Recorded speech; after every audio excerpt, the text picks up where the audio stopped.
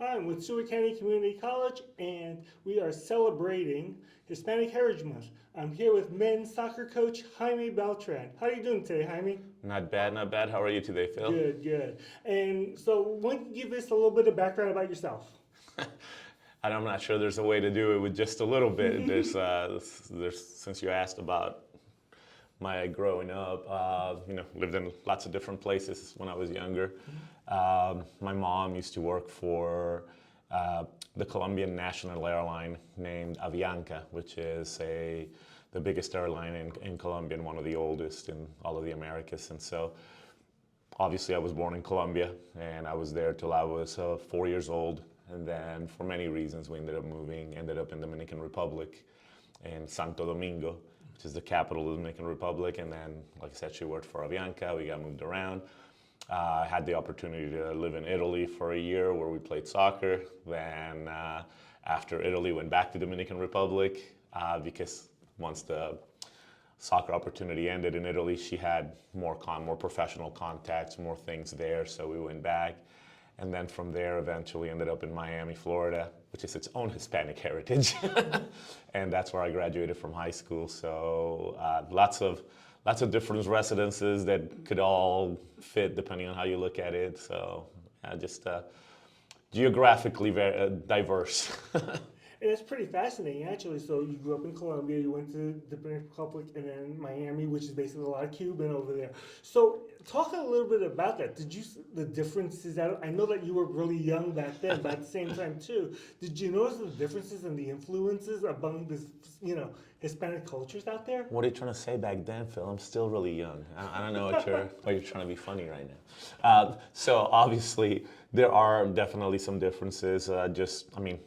Geographically, culturally, history, the things you learn in school. Because like anybody, when you're at a young age, you're learning about local history as well as world history, and so that shaped a lot of things.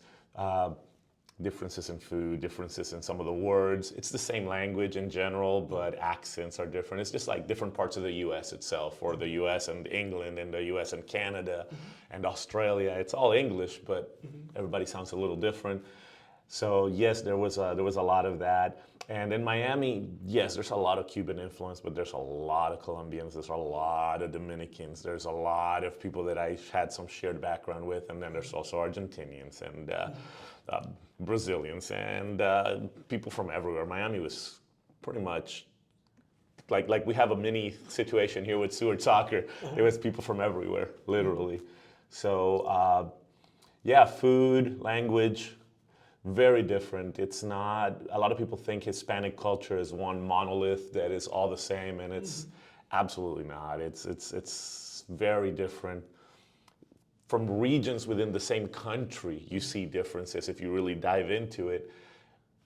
Even much more of that for different countries within what's called Latin America, or what creates the Hispanic culture. So absolutely got exposed to a lot of things growing up, and it was a good preparation for being the head coach at Seward County with people from multiple different places, and we make it work. Did one heritage or one culture basically influence you more than another, or has it basically been a melting pot that you've taken little bits from every one of them? I think you can't help but take little bits from different things, no matter what, when you live in different places, because even if in your house you're following what your parents grew up in and all that, you're also influenced by what's going on outside of your home. And so I feel like it's definitely a mixture. I couldn't tell you things that we do, oh, this is definitely because it's Colombian or Dominican, without sitting down and like really thinking about it. Born in Colombia, Colombian parents. My mother was from there, so probably, my grandmother spent a lot of time with us when I was younger, also from Colombia. So probably that had the most family-related influence during those younger years. If we add them all up, probably spent the longest amount of time with actually in Dominican Republic, since there were 2 stints in there, and so I'm sure that some of that influenced things as well. And yeah, it's a good mix. Now you have 2 children, and so therefore they're first generation.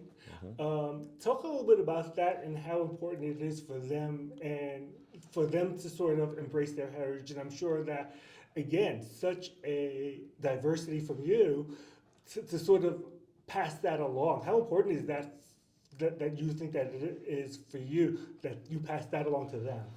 So it's interesting. So I have all that, and then their mother is from Asheville, North Carolina, and lived in the same house from the day she was born to the day she went to college, which is where we met.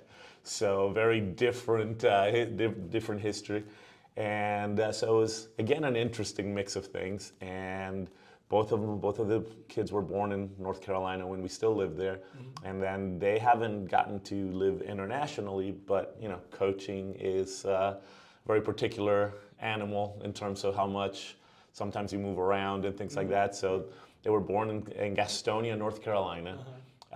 We moved a few years later to Hobbs, New Mexico. Then from New Mexico, we ended up in Texas, in a little tiny town in Texas called Ranger. And then from there, we ended up in Sedalia, Missouri. And they've been to Kansas a little bit. They're still in Missouri because age-wise, my daughter was already in college. She was in her last year of college. My son was in his senior year in high school when I came over here. So they're still in Missouri right now, but they've been exposed to out here.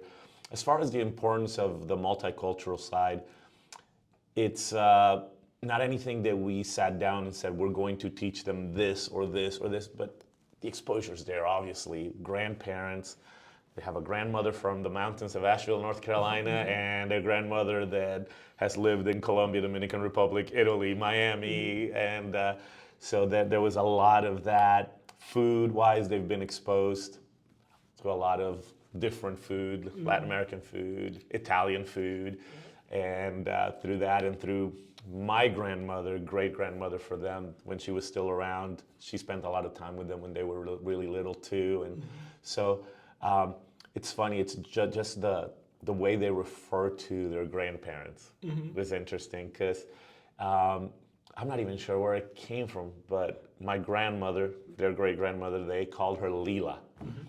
I cannot tell you why. There is no, it's not a word, it's not a thing, it's just that it just kind of came out like that. That's how they talked about her. My wife's mom is Mimo, which very common US thing. And then my mom is Nonna, which is grandmother in Italian. Right. So, and my mom speaks to them in Spanish, they answer in English because they understand almost everything. But because their mom was not a Spanish speaker, we didn't have the two languages at home. It was basically all English, so they understand almost everything, but they don't speak a lot of Spanish. They wouldn't say they're fluent. My daughter more than my son.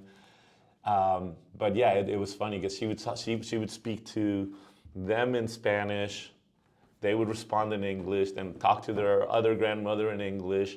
And then my mom would sometimes go Spanish and then sometimes throw some Italian in there. So very interesting mix of things. And my wife would probably kill me for saying this, but you know, the North Carolina accent, different language altogether as well. So there you go. Now, actually, you've learned, if I'm correctly, Spanish, Italian, then English, correct? You could basically, as far as schooling and things like that, I learned some English before, but I think fluency and everything else came from just completely loose fluency, which came afterwards, after we came back to the Dominican Republic, and then I went to an American school in the Dominican Republic, and that laid that foundation. And then obviously, once we moved to Florida, it was all in English, and that's where it became really strong. Now, obviously, you know, Florida, very strong Hispanic influence out over there. In your other travels around the state, Hispanic, we all definitely know that Southwest Kansas, very, very Hispanic, actually, Yes. liberal Kansas itself, majority is Hispanic, which has changed over the years. Has that basically been the case with you after leaving Florida and going around over there? There was less Hispanic, or it was just there? It varies by location. There's always been some. I think at this point in time in the U.S., the melting pot is such that you may have majorities, you may have minorities. The number of people that are in that Hispanic community may be more from Mexico or more from Central America or more from South America, depending on where you are. But I think it's everywhere now. There's a little bit of multiculturalism almost everywhere, even in the places where people try to pretend that there isn't. Right. It's still there. So it was very different when we went to North Carolina. I went there for college, and there were some international students like I was, because I originally came to the U.S. because of family situations, but I started out on a student visa in high school, and then that transferred to college.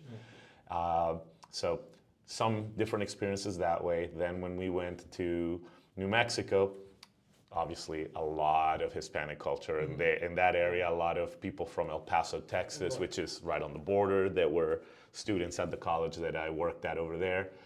Texas, lots of Hispanic culture from other parts of Central America as well as Mexico. But it felt like, I don't have numbers to give you, I didn't sit down and track it, but it felt like it was a lot of Mexican culture from a different part of Mexico than the one that was present in New Mexico, just different areas. Excuse me.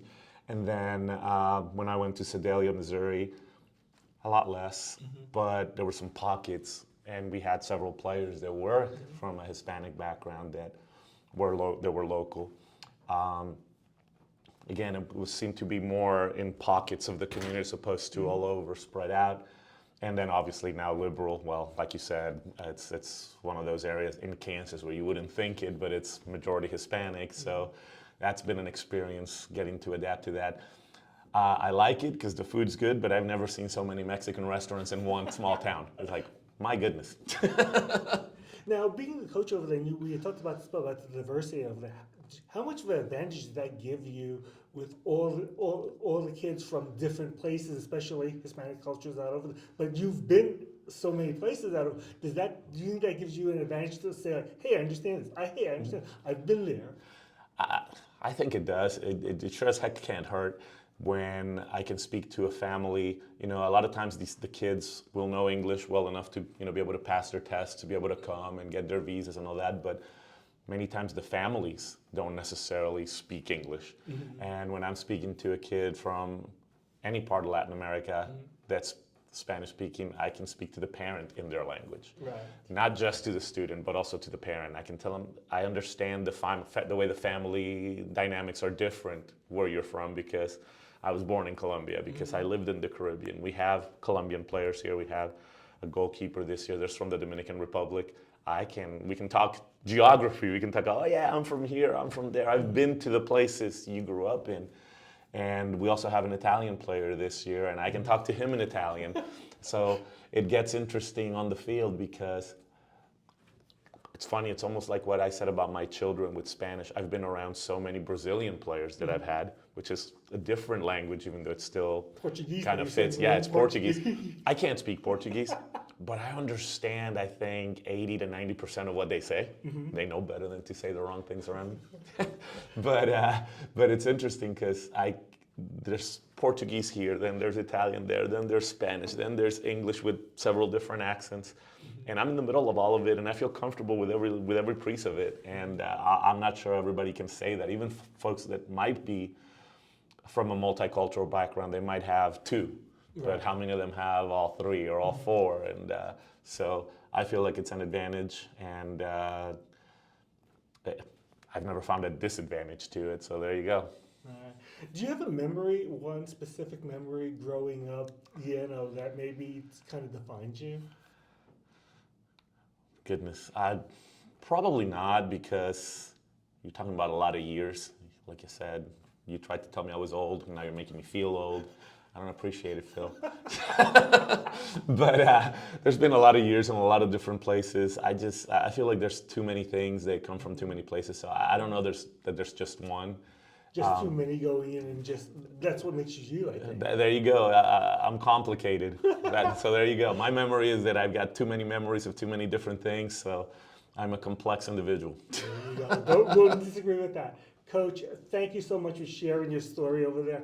I find it fascinating. I'm sure our viewers will find it fascinating as well. Thank you so much. Thanks for having me.